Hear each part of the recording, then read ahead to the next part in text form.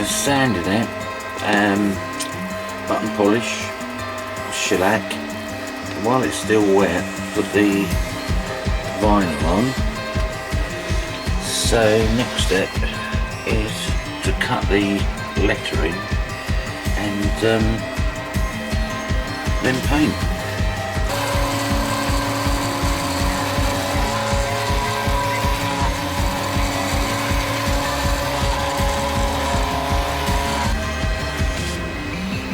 Right, so that's carved through the sticky plastic, clear plastic, and there's no fraying on the edges.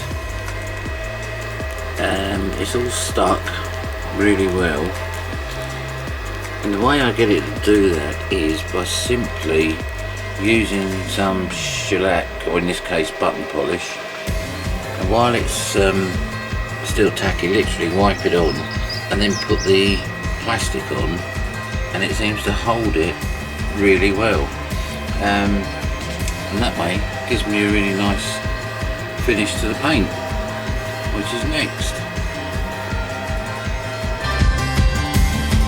So there's the sign all done.